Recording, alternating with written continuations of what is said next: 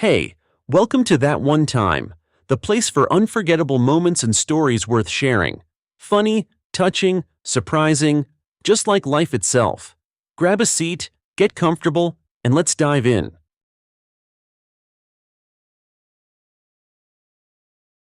Dee, are you serious? Anastasia stared intently at her friend, leaning across the table in the cozy cafe. I think we found a reason to raise our glasses. Diana gave her a sly smile and brought the glass of amber, noble drink to her lips. The evening before, she had suggested Anastasia meet her for lunch. Her friend, known for her passion for gossip and fresh stories, accepted the invitation without hesitation. And there really was a reason. Diana gracefully tossed a strand of black hair back, subtly showing off the new earrings in her ears.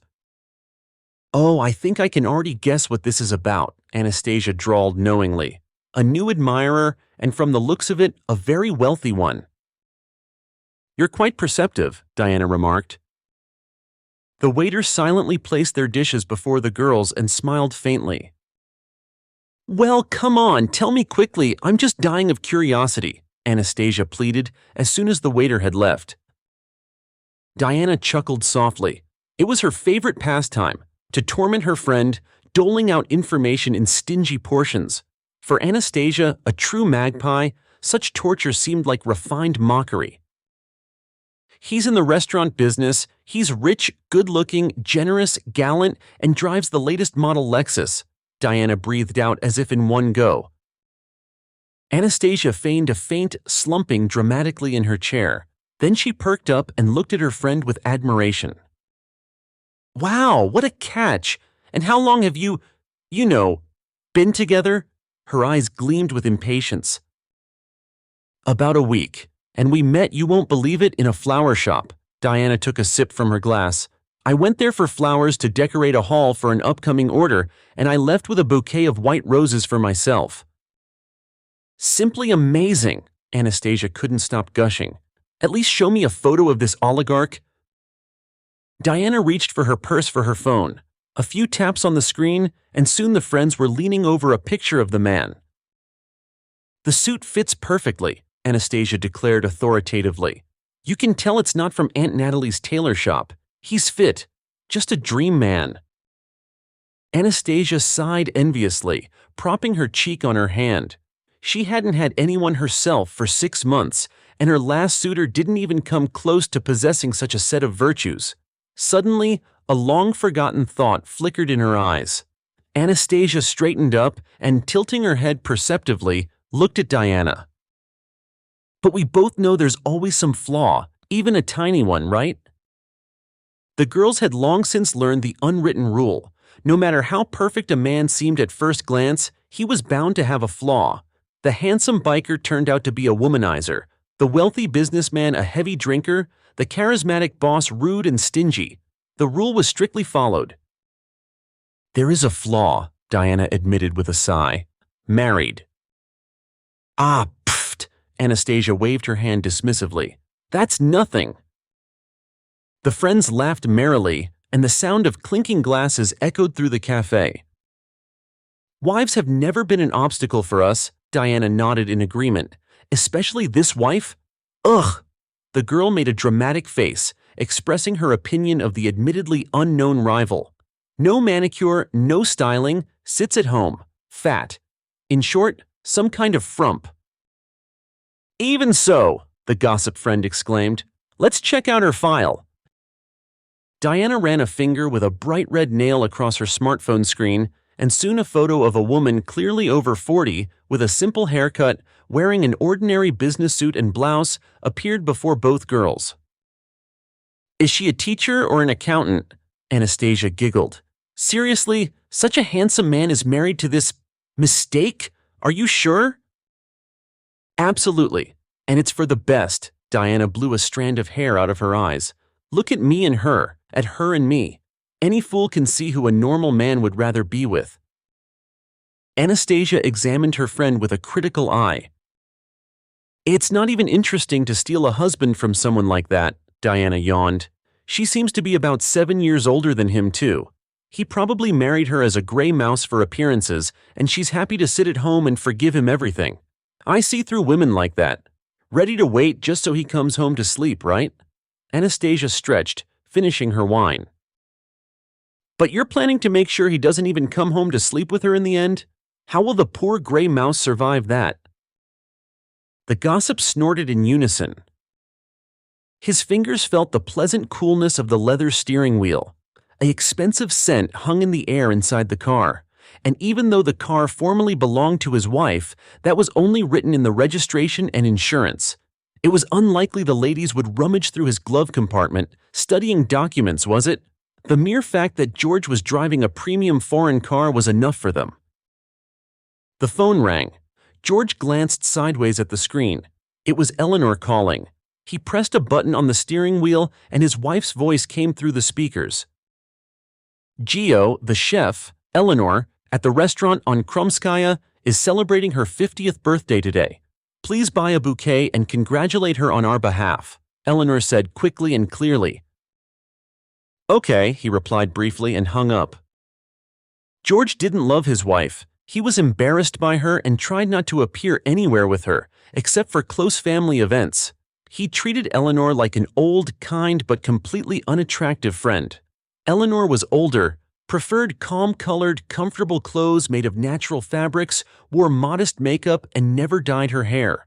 However, she had a sharp mind and by the age of 30 had managed to become a successful businesswoman. They met when 20-year-old George, who had just arrived from the provinces, came to apply for an administrator position at her newly opened restaurant.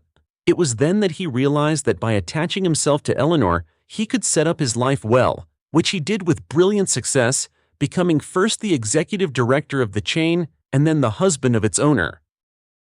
Only after a few years did nature begin to take its course. George was lucky. Nature had generously endowed him with the best a man could have in appearance: broad shoulders, a strong chin, tall stature, a dazzling smile. Without female attention next to a gray, inconspicuous wife, he began to wither, and then decided he shouldn't deny himself the pleasure of socializing with young, long-legged, appetizing beauties. These whims changed from time to time, and George never took anyone seriously. He carefully hid his affairs from his wife and successfully used her work, money, and position, and George didn't care at all what anyone thought about it. The main thing was that Eleanor remained calm. 7 years passed like this. A flower shop appeared up the street ahead. Deciding not to put things off, Gio turned on his signal and pulled into the nearest parking lot. He figured a standard bouquet of 30 carnations would be enough for the chef. The shop door jingled against the very Asian chimes that make pleasant trills when they touch. Inside, besides the florist, there was another customer. She was meticulously examining expensive orchids and large white roses, and Gio was looking at the girl with too much interest, for a few moments even forgetting why he had come in the first place. He was jolted out of his reverie by the florist's voice. "Young man, can I help you?" "Ah, yes, I need a bouquet for a birthday, 50 years, for a woman." George quickly composed himself, not losing sight of the attractive customer. "Relative? Mother?" the florist clarified. "No, a colleague. Nothing fancy, a formal congratulation," Gio replied dryly and nodded towards the lilac chrysanthemums. For some reason, the florist sighed and began wrapping the flowers. Slender, petite brunette, long hair, blue eyes. Too beautiful to pass by. He would regret it later. Gio imagined a pleasant scene for a moment, and a pleasant warmth spread in his chest. These are the best roses, white angel variety," he said, stopping behind the girl. "You only give these to loved ones." The stranger turned around and her gaze swept over George's business suit and the car keys in his hand. This always worked. In the world today, there are so many women craving male beauty that the one who possesses it is given the sweetest choice. "Do you know a lot about flowers?" the girl asked, coquettishly adjusting her hair. "I know who they should be given to." George smiled dazzlingly. "Oh," the girl raised an eyebrow. "And what flowers would you give me?" Gio understood that he was facing a girl with spirit. His excitement grew even stronger. He smiled again and addressed the florist, who was just finishing wrapping the chrysanthemums. Be so kind as to add 21 white roses from the ones the lady was choosing. He readily took his wallet from the inside pocket of his jacket. Under the stranger's astonished gaze, they walked out together with the 30 carnations. An unexpected companion with a bouquet of white roses. Do you give such bouquets to all girls when you meet them? She asked with a smile. No, the man put away his wallet. You're the first. The girl blushed, flattered. And I hope you won't refuse me dinner tonight, George asked, using his practiced line. I won't refuse. She held out her hand to him. Diana. Gio kissed the offered hand, looking into her eyes. George, Savignon Restaurant, 8 in the evening. I might be a little late. I think that's permissible on a first date. George paused for a second, simulating thought. See you tonight, Diana. See you tonight, George. He walked to the car, got behind the wheel, and started the engine. All this time, he watched the girl. The suit, the car, and his charm worked flawlessly. Gio winked at himself in the rearview mirror and drove out of the parking lot. By evening, the lady would be completely softened by her own dreams and would agree to anything, although she was too beautiful to be limited to one evening. It had been a while since he'd had a long-term affair. Who knew, maybe the time had come. He himself had been thinking about where to invite her, which restaurant, but then he reconsidered and chose the one 2 streets away so as not to bother too much with the drive. Diana, as she had warned, was 20 minutes late, but she arrived in a skirt with such a slit that Gio felt hot. Dinner quickly made it clear that they were both adults. I want to say right away. Gio twirled a glass of whiskey in his hands. I'm married, but I don't love her. And anyway, it was done for formality. Diana looked at him attentively, sipping her red dry wine. You know, I'm also not ready to settle down at home and get bogged down in domesticity yet. She ran a finger along the stem of the glass. We both understand what we want from each other, and your wife doesn't bother me at all. George rarely heard this. Usually, his conquests started with regrets, reproaches, sometimes even tantrums with demands. He quickly sent such women packing. A toy is a toy precisely so it doesn't tell its owner what to do, but accepts his rules. Dinner ended at a hotel. Both got what they wanted from each other. Gio didn't stay the night, he went home, promising to call in a few days. Left alone, Diana didn't regret what had happened at all. Moreover, she realized she had stumbled upon a big fish, and that showing too much character now was maximally disadvantageous for her. She needed to be a gentle kitten for a while, and then he would stay the night and he would divorce his wife. Patience, Diana, patience, she told herself, looking at the shadow from the nightlight. Handsome, smart, not poor. It's worth putting in the effort here. Eleanor collapsed exhausted onto the living room sofa. She had been on her feet since morning today. She had visited suppliers, looked for an error in the accounting, conducted an interview with a new chef, and ordered cutlery. When you own a chain of restaurants, there is almost no time for rest. Things come up every day. Eleanor understood this when she delved into the catering industry. However, she loved her work with all her soul. She herself had trained as a chef in her time, then quickly completed personnel management courses, worked for almost 9 years in an elite restaurant, and knew this field inside out. And then, after selling her grandmother's apartment, she started her own business, and in the same year met her future husband, George. The woman didn't hesitate for long. She accepted the proposal, because there was no time to pick and choose suitors. She had spent the years that other girls spent on dates on building her business and working. George was handsome, and Eleanor was flattered that he had chosen her. Soon her husband proved that he also had a good business acumen, and Eleanor made him the managing director of her chain of establishments. Malicious tongues whispered that George was a gigolo, but the woman didn't believe it, or didn't want to believe it, or she simply didn't have time. Eleanor's mind was amazingly capable of planning, distributing, evaluating, and forecasting everything related to her business, but in matters of the subtle science of love, the woman was completely illiterate. By some miracle, Eleanor hadn't made her husband a co-owner of the chain, charmed by his charisma. She glanced at the clock. It was just after 11. There was a rustling sound in the hallway. "You're late tonight, too." Eleanor came out into the corridor, greeting her husband. "Yes," George nodded briefly, taking off his jacket. "There were problems with the new uniforms for the waiters. I spent a long time sorting it out." "Oh, that seamstress," Eleanor sighed. "She always lets us down." "Don't say." George pecked her briefly on the cheek and went into the room to change. "Did you have dinner? I brought something from the mini banquet for Eleanor's birthday." 10 minutes later, they sat down at the large table in the luxurious kitchen. Eleanor couldn't remember the last time she had cooked something substantial here herself. Usually, they had something quick for breakfast, like coffee and waffles or scrambled eggs, ate lunch at work, and had dinner delivered. There were too many things to fit in a couple of hours of cooking. Although Eleanor loved the culinary craft and in her time had taught the head chef of her first restaurant how to properly braise meat and how to turn any tomatoes into Baku ones.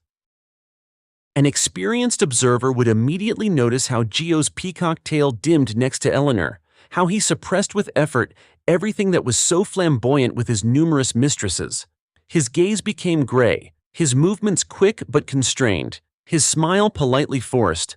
At first, Gio tried to show off next to his wife, but quickly realized that she was incapable of giving him what other girls gave him. He chose a different tactic. Rarely appear at home, give token gifts once a month, be polite, and never argue. "Maybe we could watch one episode of that series," Eleanor suggested. "Ellie, I'd love to, but I'm exhausted. My eyes are already closing." I drove home carefully. Gio brushed her off and simultaneously yawned dramatically, rubbing his eyelids. The woman sighed. She knew they had both been on their feet all day, but she hoped for a miracle. After all, a woman's soul unconsciously craved romance, to snuggle up next to her beloved husband, cover themselves with a blanket, and fall asleep watching a favorite movie. George rinsed his plate and went to the shower. When Eleanor reached the bedroom, he was already asleep. The woman lay down beside him and hugged her husband. The pillow quickly carried her into sleep too. "Mr. George, someone is asking for you in the dining area." A guest, the waitress Daisy, peeked into the small office where Gio was handling the restaurant's paperwork. "Has something happened?" The man raised his head from his laptop. "No, nothing. She said she's an acquaintance of yours." Daisy seemed embarrassed for some reason. Very subtly and discreetly, but Gio noticed. He always noticed how women trembled if he paid them attention, especially young provincial girls. Gio subconsciously evaluated all the female employees who came for interviews, and again, subconsciously, only hired those he found attractive. George liked Daisy, and her work was pleasant to watch. "I'll be down in a moment," the restaurant's executive director replied after a pause. Gio adjusted his jacket and walked into the dining area. At a table for two by the window, Diana sat in a chair with the grace of a panther. She smiled radiantly at him and stood up in greeting. The man was pleasantly surprised and sat down opposite her. "How are you?" Diana sipped her coffee with an innocent smile. "What are you doing here?" "I missed you," the girl replied, batting her eyelashes even more innocently. "It was easy to figure out which restaurant you own from the photos on your account. So, here I am." Gio admired her restrainedly and was now openly examining his mistress. Diana definitely knew how to present herself in the best light. Today she wore tight trousers, high heels, and a bright-fitted white blouse that emphasized her long dark hair. "Daisy, bring the guest tiramisu on the house," Gio instructed, passing by the waitress. "Mr. George, you're so generous," Daisy purred, her voice simultaneously ingratiating. Gio unconsciously felt a surge of pride. Anyone who says only women like receiving compliments is lying. It works both ways. "I thought I should invite you somewhere myself today," the girl continued, scooping the foam off her coffee with a spoon. "Go on," Gio placed his palm on the table. "Tonight there's a production of Woe from Wit at the theater. I think a cultural evening wouldn't hurt after yesterday's fire." Diana smiled with the corner of her lips and raised an eyebrow expressively. but I'm afraid I don't have a suitable outfit for such a place. He himself had been thinking about calling his mistress in the evening, and here she was, taking the initiative as if she had read his mind. And George liked beautiful, initiative-taking women. This smoothed over the fact that she was asking for a gift. The man smiled back at Diana mysteriously, took out his smartphone, made a couple of taps, and the sound of a bank notification for tickets rang out. "I've taken care of the tickets." He put the device back in his inside pocket. "And you take care of the outfit." Diana leaned across the table and pecked Gio on the cheek. "And now I must take my leave. Work is waiting." George stood up from the chair. "See you tonight and have a pleasant time, as we say." He winked at Diana in parting and left. She waited until her lover disappeared and quickly glanced at her smartphone screen, nodding to herself with satisfaction. Diana began to savor the dessert that had been brought, piece by piece. At the same time, she held her phone to her ear. "Did you doubt me? These trousers work wonders." "Yeah, we're going to the theater tonight." "Of course," Anastasia whispered. "Just passing through." Listening to guests' conversations was part of Daisy's routine workdays. A month passed. If at first Gio only allowed himself to see his mistress during breaks and on days off, soon she consumed all his space and burrowed deep inside, somewhere the man usually didn't let girls for entertainment. Diana changed, adapting to his mood, but in any form she was invariably beautiful. She said what he wanted to hear, admired him, and this further fueled his interest. Next to her, he was bright, charismatic, generous, gallant. Next to Eleanor, he was uniform, calm, monotonous, blandly simple, with a businesslike expression on his face. They went to museums, exhibitions, various events together, even went to a country retreat once and went shopping.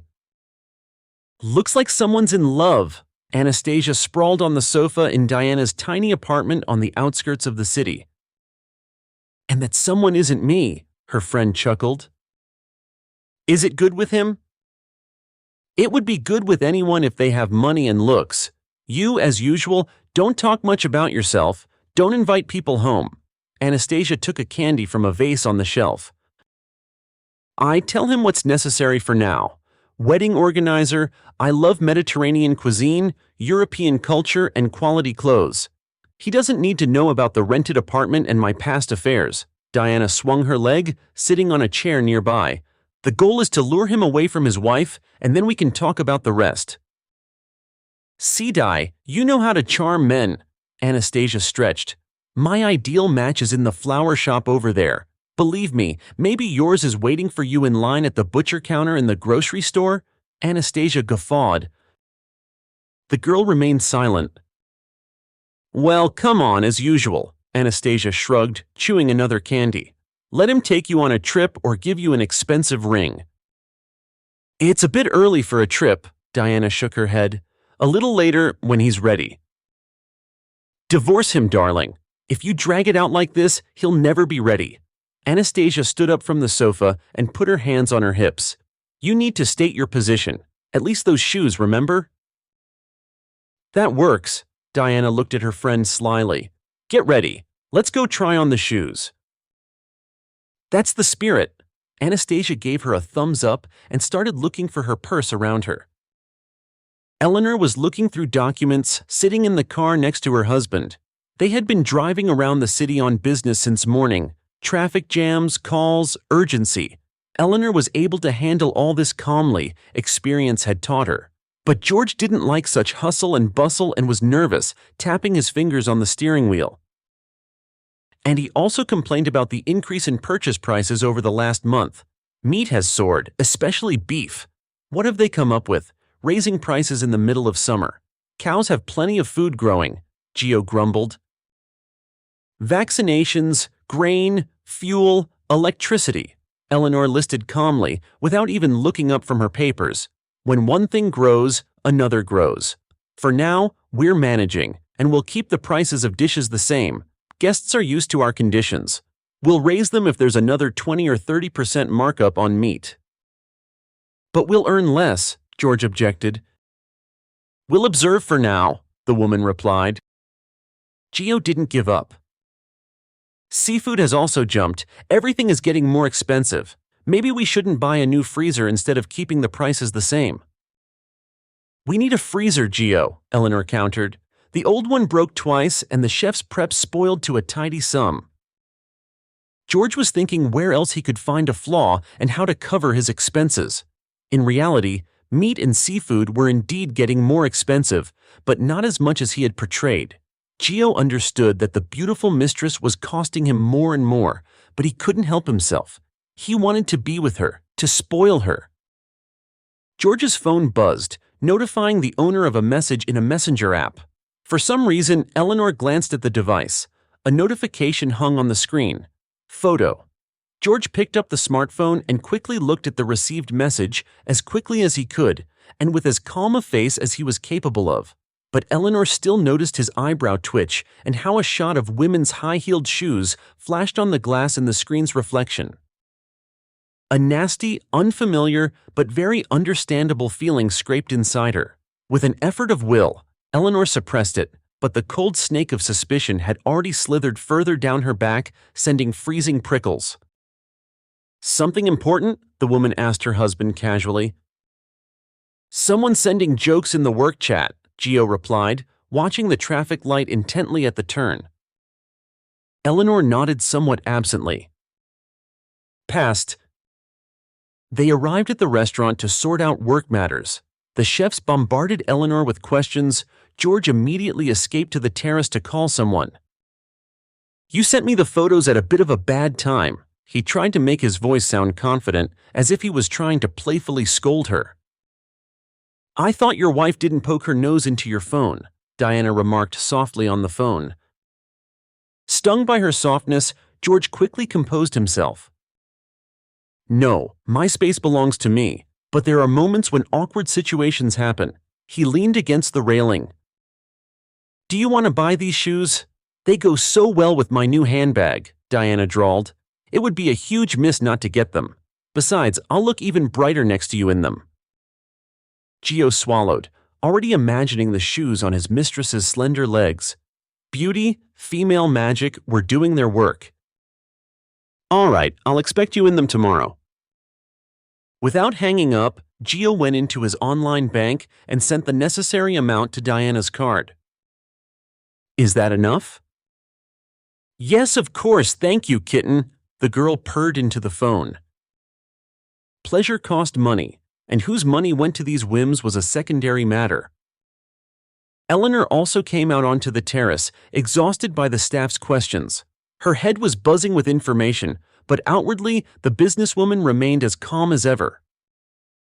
Gio, I think we've been working so much lately, she approached her husband. Let's go somewhere? Ellie, I'd love to, you know, but I've already promised to go out of town with the guys. Nick bought a new car. He wants to celebrate. Gio shrugged nonchalantly. I know you don't like his company, so I didn't even invite you. Eleanor sighed. The excuse was perfect. She really didn't favor Nick, her husband's friend.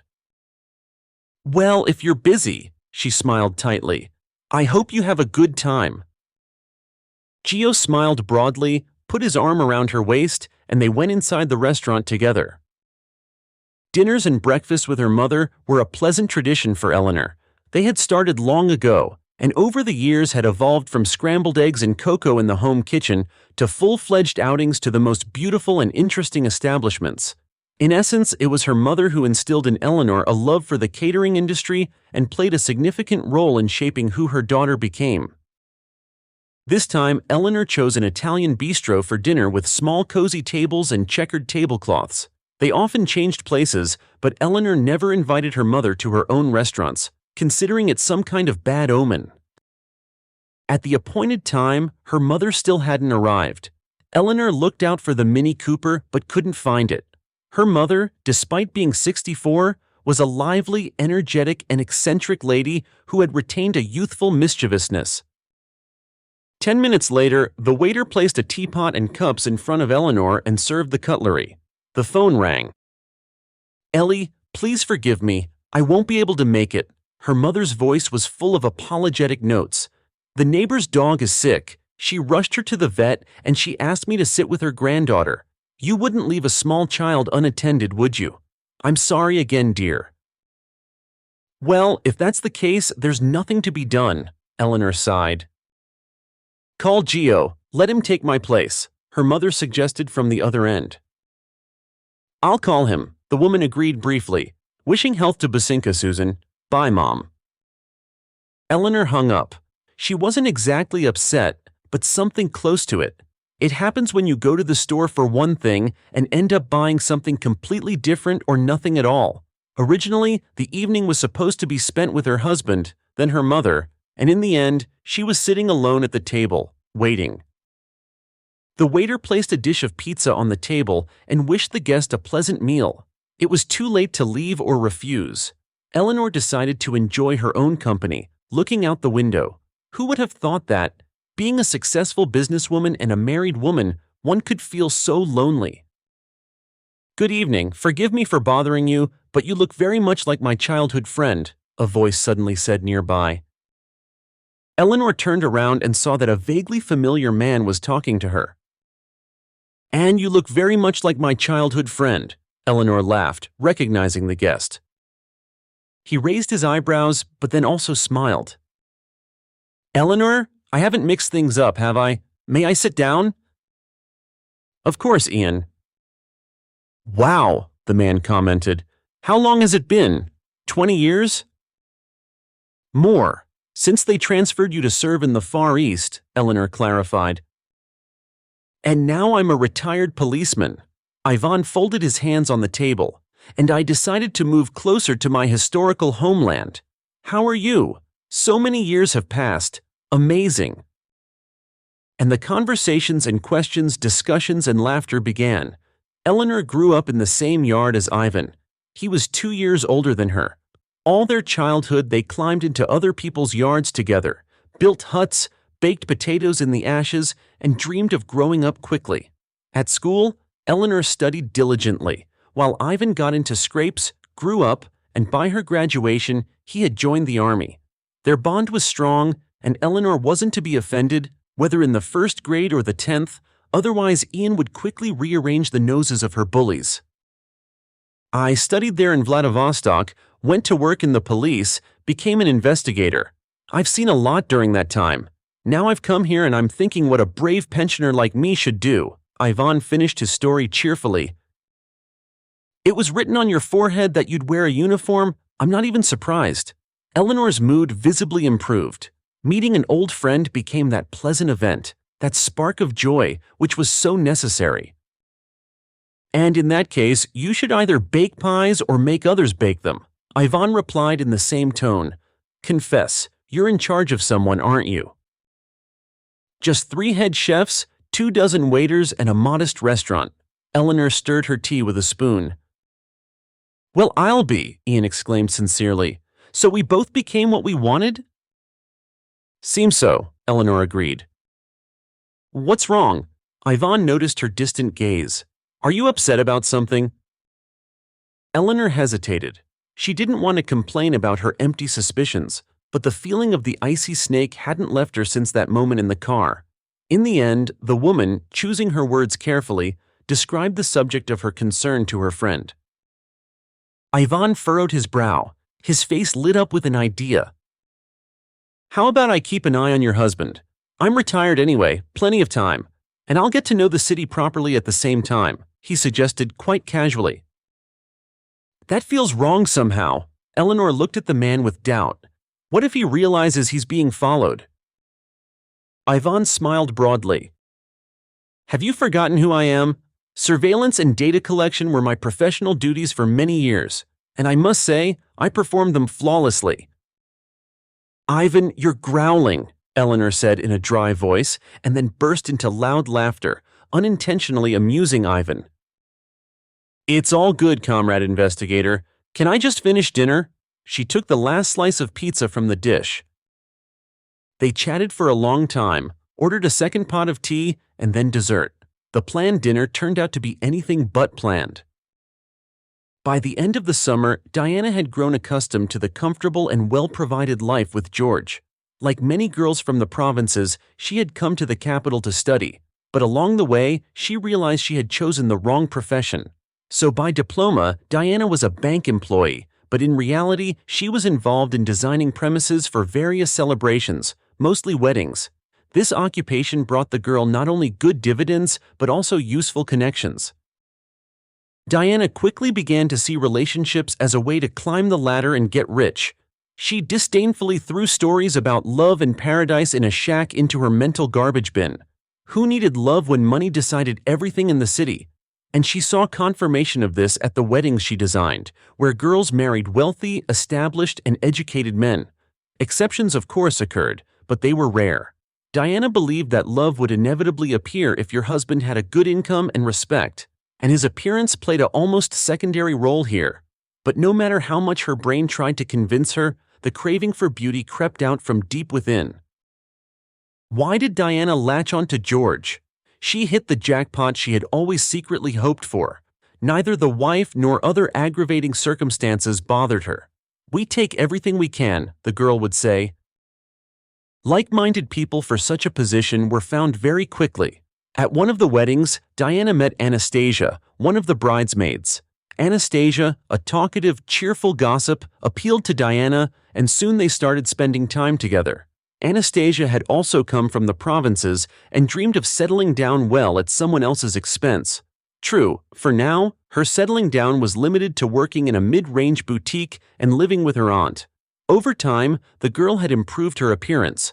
But while Diana had quickly managed to root out her provincial nature, Anastasia hadn't succeeded, and it would occasionally show through in her manners and conversation. This was why she only attracted men who picked up on this. Equally provincial thugs or conquerors of the capital living in dormitories. Anastasia got angry. Diana laughed. She herself was luckier. As in any fishing, the big fish takes the bait less often than those who want to be like them. At 25, Diana already had experience with a government official, the owner of a bathhouse complex, a successful photographer, and a titled athlete. Only none of the relationships had led to the coveted trap on her finger. The official was also married. The businessman for some reason said he would marry the girl his parents approved of. But Diana didn't get discouraged. During the relationships, she managed to extract everything useful for the future. "It's time to hint to your Geo about a joint vacation," Anastasia yawned. "It's the velvet season now, the perfect time for trips to the sea." "Agreed," Diana nodded. "I was thinking about it myself." "What's there to think about? You're already covered in gifts." Anastasia gestured dramatically towards her. "He gave you earrings, bought you shoes, ordered you a dress. You've been to all the decent places. What else are you waiting for? Throw Eleanor overboard." They were sitting on an elegant bench in the shade of sprawling trees on the embankment. It was stuffy. Diana fanned herself with an advertising booklet she had hastily snatched from a promoter. Anastasia wanted to give more and better advice. Lately, she had been eagerly catching every word Diana said about her relationship with George, egging her on. "I demand the Maldives right away." "Do you think I should?" Diana suppressed notes of doubt in her question. "Of course, friend. You've been seeing each other for 2 months now. With his means, he should have figured it out himself by now. He drives a Lexus, but the thought of taking his lady on vacation hasn't crossed his mind." Anastasia tapped her bent finger on her forehead. "You should enlighten him." "Maybe you're right," Diana drawled. "I'm tired of being here. I want a change of scenery, to warm my bones, get a tan without a solarium, and my branded swimsuit is just lying around unused." A friend wouldn't give bad advice. Diana immediately gave in. She suggested to George that they go on vacation together, 7 to 10 days. She needed to come up with an excuse to present to his wife painlessly, and she also needed to figure out where to scrape together the extra money for this vacation. It was one thing to be away from home in the evening or give his mistress earrings, and another to slip away for a week's vacation costing a couple of $100,000. Inside Jo, 2 voices were fighting. One, adventurous, urged him to forget everything and give Diana the trip, and the second, meticulous, calculated the risks. If you divorced, you'd be taking girls around the world, not stuck under anyone's thumb, the first thought protested. Yeah, divorced and left with nothing. It's high time you told her to put something in your name, the second one sneered. Ideally, George wanted to chase two hares at once, live comfortably without trying too hard, and date a beautiful mistress while having a wife. But as the years passed, the role of the second began to weigh on Gio. Although few people knew about it, their formal, dry relationship with his wife could only be unnoticed by the blind. You can't divorce George, he muttered, but no one else needs to know that. Right. But the vacation adventure will have to be canceled and smoothed over with something. The man also remembered that in September, the restaurant he was in charge of had a lot of events and banquets planned. Leaving at such a time was extremely risky. Eleanor might suspect something, but Gio didn't want to argue with Diana either. You'll find a compromise.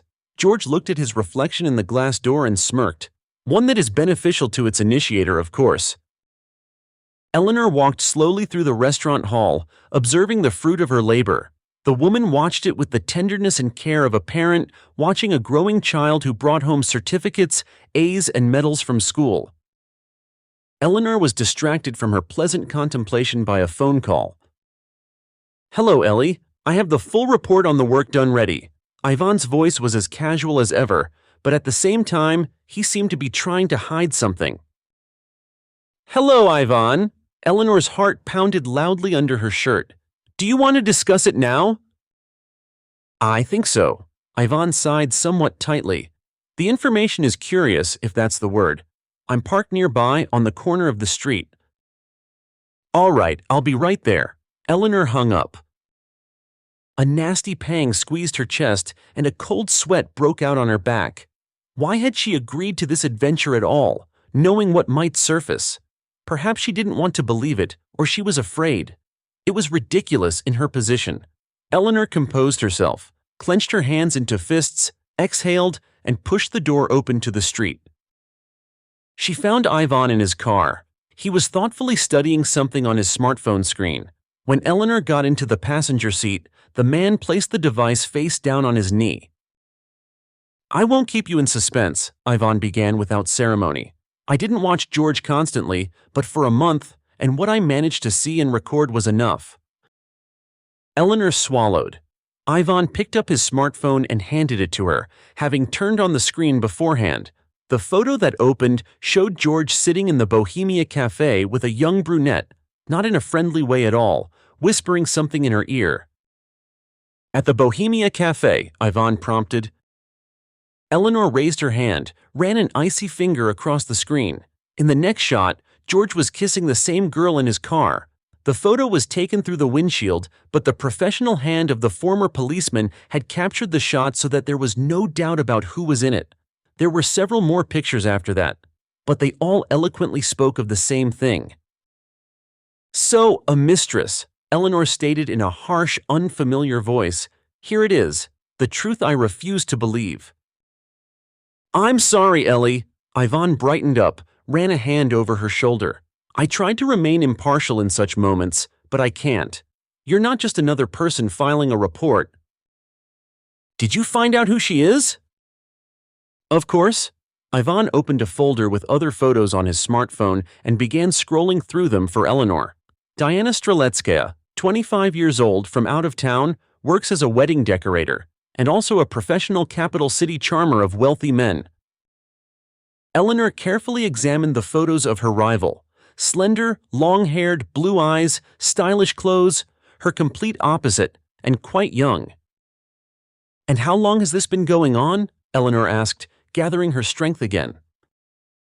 From my observations, a little over 2 months, Ivan drawled. The motive here is more than clear. She needs a rich man, he needs… Ivan hesitated, carefully searching for words.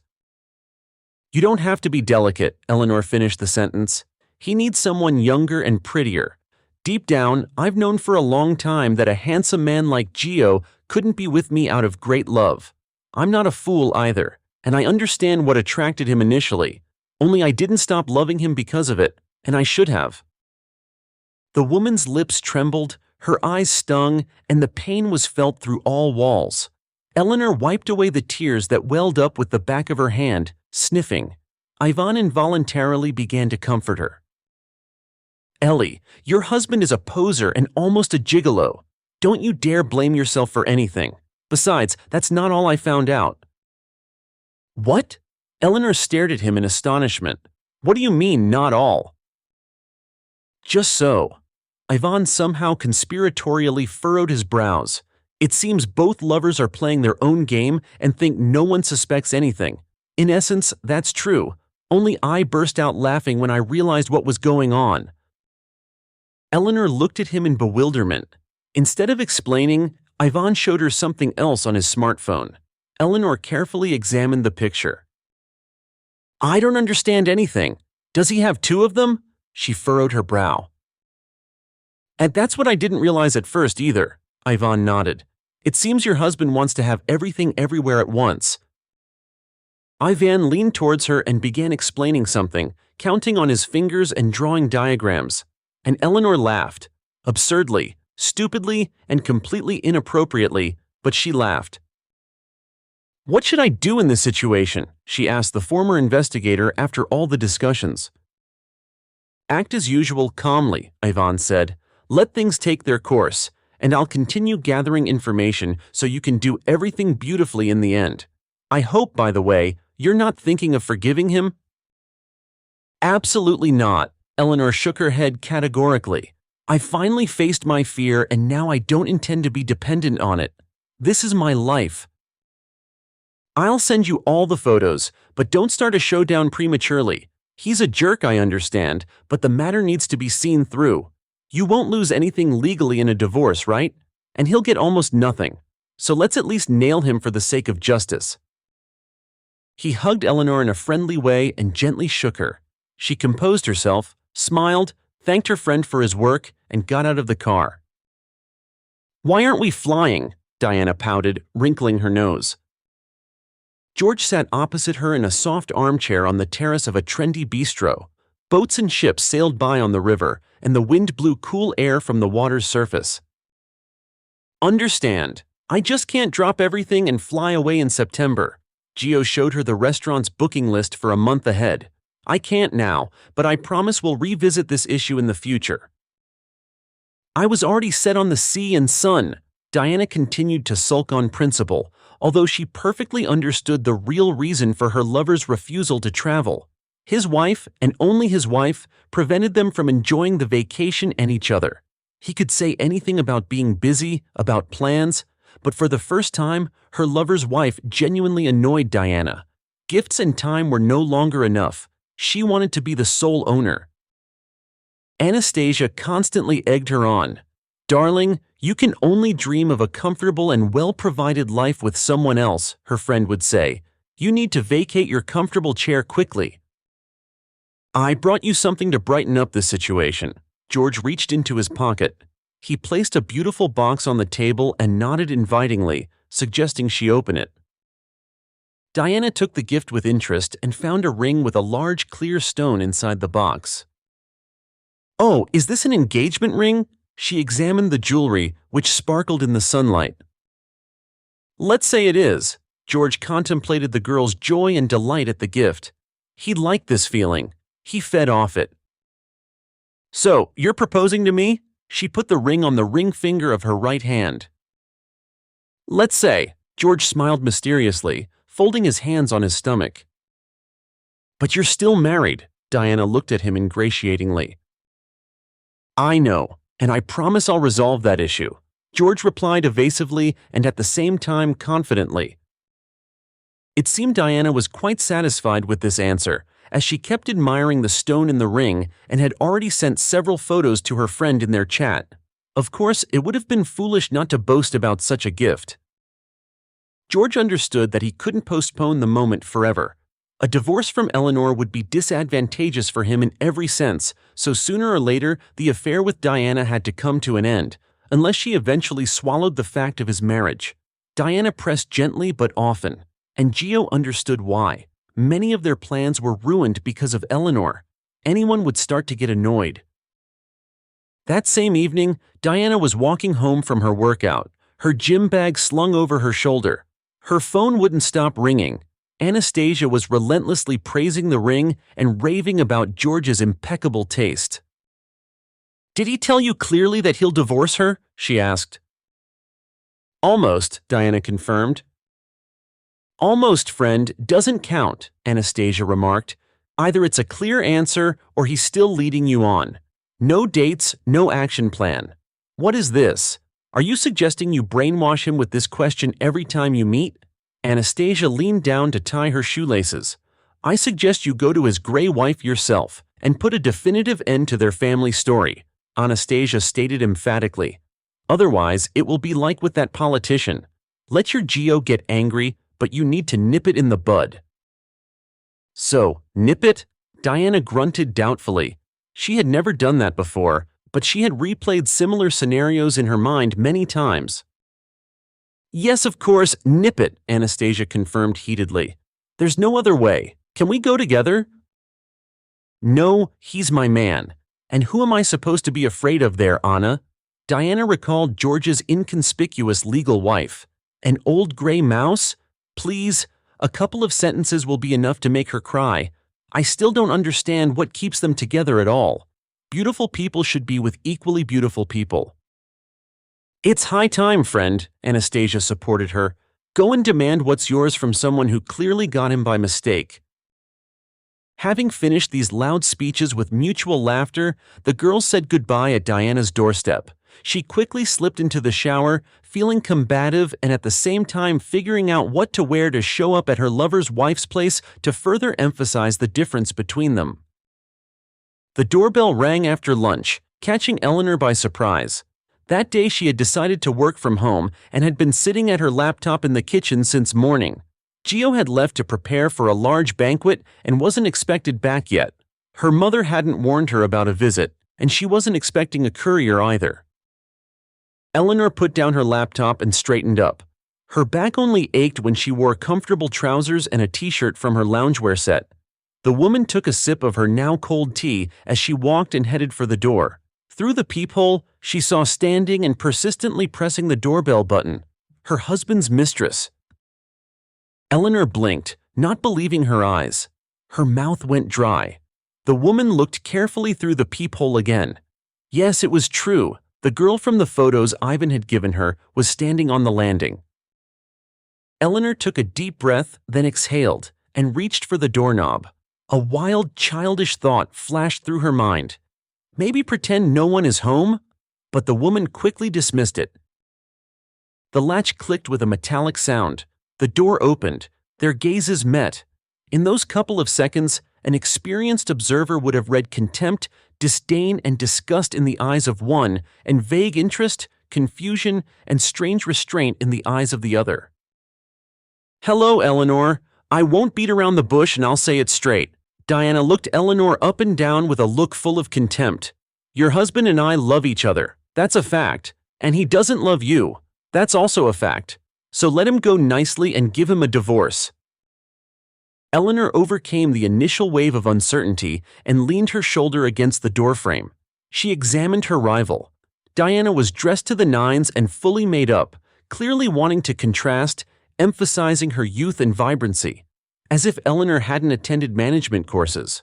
In her mind, the image of the mistress changed to that of an arrogant, green chorus girl who had come to apply for a job. The substitution worked. "Hello, Diana.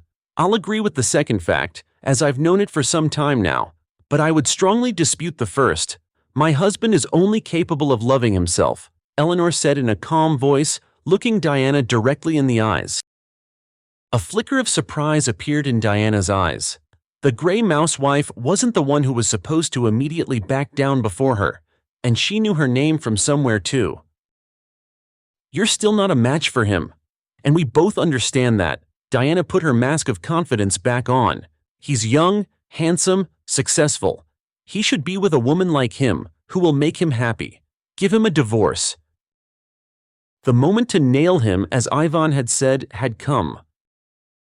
"And who says I won't give it?" she said, looking intently at her rival, who was clearly thrown off balance. "Take Gio right now if you want. I'm even willing to let you into the apartment to pack his suitcases." Eleanor stepped back and waved invitingly towards the hallway. Diana hesitated, something clicked in her head. "Just bear in mind that you won't get anything. The restaurant business is mine. This apartment was bought by me before the marriage, and even the car, which dear George used to impress you, also belongs to me. No, if the love is so great, I won't stand in your way. As they say, paradise is in a shack with your loved one." Eleanor shrugged. "All right, I'll let him keep his job as a waiter." Diana was stunned. Her carefully crafted plan collapsed like a house of cards. She backed away. "Oh yes, I almost forgot." Eleanor took out her smartphone and showed Diana a photo. The picture showed a familiar car and all too familiar people. Gio was kissing Anastasia near her house. Diana froze, stared at Eleanor with a wild look, and began frantically pressing the elevator button. It was like a grasshopper trapped in a glass jar in the midday sun. All her confidence, mannerisms, cat-like grace vanished in an instant as soon as Diana realized what an idiotic situation she was in. Finally, the elevator doors opened and the girl disappeared inside. Eleanor watched her go with triumph. Now she didn't have to pretend anymore. She could cast off the beautiful and ungrateful toy. Let someone else have such happiness. And she, Eleanor, didn't need it for free. It wasn't until she was in the taxi that Diana fully realized how cleverly she had been tricked. One had carefully blinded her with someone else's wealth, the other had sweet-talked her and pushed her in the direction she wanted. Inside, she was seething. Even the taxi seemed too slow. She arrived at Anastasia's house. She didn't know why she had come here, what she wanted to see or find out. Diana looked around. The painfully familiar car. The girl deliberately didn't ring the intercom and slipped into the building with one of the neighbors. She went up to the third floor and again, like an hour ago, started pressing the doorbell button. A couple of minutes later, the door opened. A disheveled Anastasia in a bathrobe stood on the threshold. "Where is he?" Diana pushed her aside and entered the apartment without ceremony, still wearing her shoes. "Are you drunk? Who?" Anastasia twirled a finger at her temple. Instead of answering, Diana stared at her wildly and began to have a tantrum. "Are you trying to make a clown out of me?" Diana reached the old-fashioned tall wardrobe in the room and threw open the doors. That quiet, ticklish pause occurred. In the depths of the room, among the hangers of clothes, holding his shoes and trousers, stood George, staring at the two former friends with the look of a Chinese bobblehead. "Oh, you traitor!" Diana grabbed him by the ear and dragged him into the room. George yelped, awkwardly backed away, then stood up, covering his face from the blows his disgraced mistress rained down on him. The situation was worthy of a joke, a bad joke. Diana glared furiously first at her former suitor and then at her former friend. "How? Why did you do this to me? And why do you always get everything?" Anastasia flared up suddenly and brightly. "All the perks, all the handsome guys, all the best options.